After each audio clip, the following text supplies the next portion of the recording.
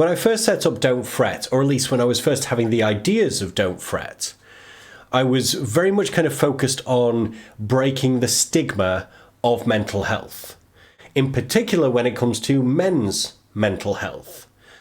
And we're all very familiar with phrases like man up, and there's been a lot of content, including TED Talks, that have been designed around eliminating that from our language use and our social concepts.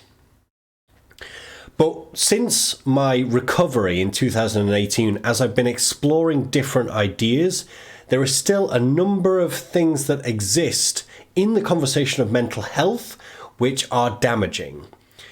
3 of which I want to hopefully shed some light on and give some alternative suggestions and thought ideas around when these come up.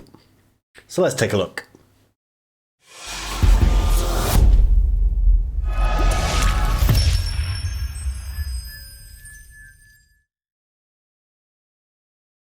If you're struggling, reach out.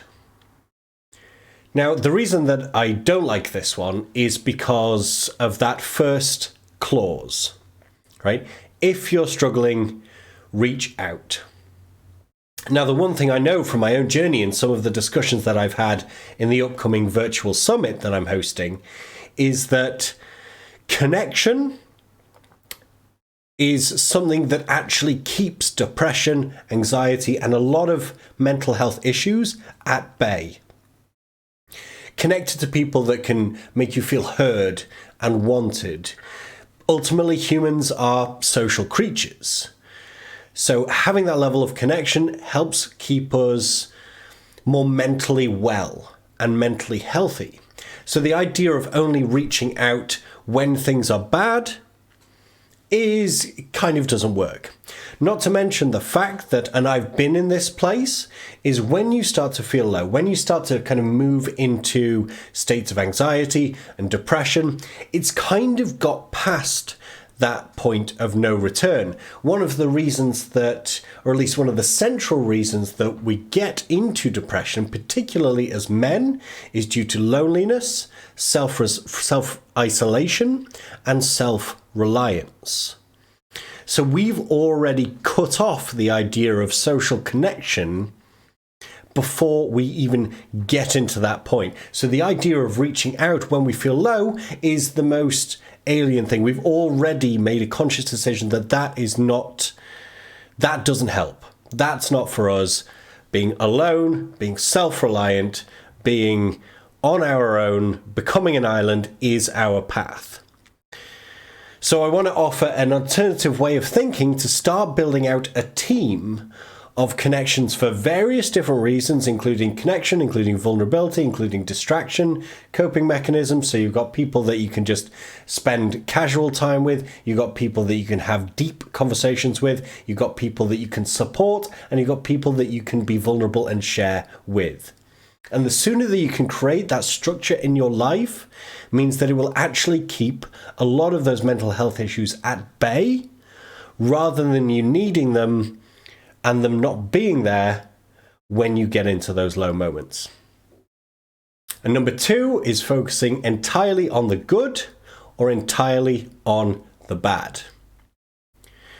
Now, this comes from that time when I had a lot of questions.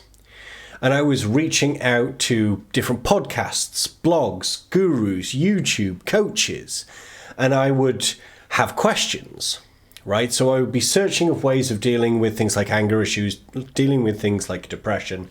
And what I noticed was that a lot of the content, a lot of the answers were based on either entirely on the pain or entirely on moving away from the pain, or at least thriving. So you would either get people talking specifically about the symptoms of depression, of anxiety, or whatever it might be, or we were talking about how to be amazingly productive and how to have an amazing morning routine and how to have an amazing life. I'm fully aware that as human beings, we tend to lean towards binary systems, right? Good, evil, male, female, masculine, feminine. And sometimes that idea of a spectrum is alien to us. And what I found is that with these kind of two camps of content, there is then a gap, a space between, where we can talk about the kind of positive ways of thriving whilst also accepting the hard stuff and the pain and the difficult emotions. If we focus entirely on the good, we repress the bad. If we focus entirely on the bad, then we're not moving towards the good. And most people exist in that space between. So I think it'd be really, really good if we could start to open up the conversation of understanding that I am generally happy, I still have bad days, I'm not feeling so good, but I still have good days, and that more of a flow between the good and bad parts of mental health. And number 3 is giving advice. Now, giving advice is a very, very dangerous place to be when it comes to mental health, particularly when one isn't qualified to give said advice. Now, a lot of times when things are low, we might go to the people that we love and are connected to the most, and that could be family members. However, oftentimes what that means is those family members love us so much, they want to see us immediately healed. So they move into fixing mode. So even before you finish context, you'll probably find they're saying, oh, well, you should try this, that, and the other. Only because they want to see you healed. They don't like seeing you in pain. Now, what we fail to realize in a lot of times when we're having conversations and having brave conversations like this is that we might forget our role. And understanding that when we are talking to somebody that is struggling in any way, shape, or form, what is our role? Are we the type of person that is the distraction?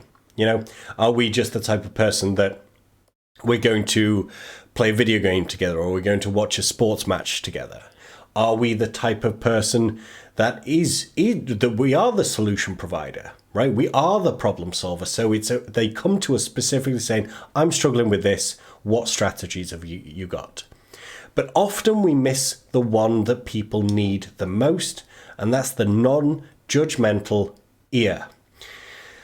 So often when someone might be exploring their vulnerability, we go into immediate problem-solving mode.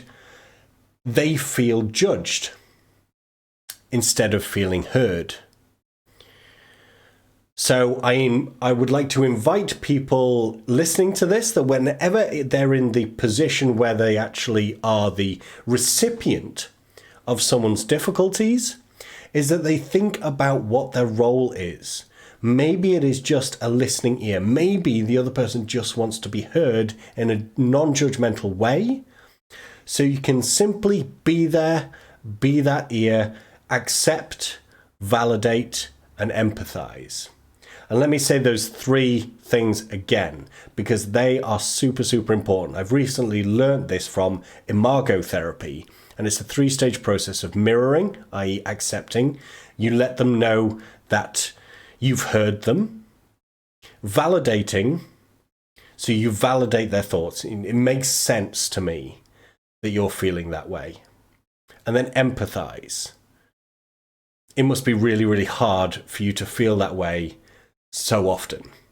So mirror, validate, and empathize instead of immediately going to advice.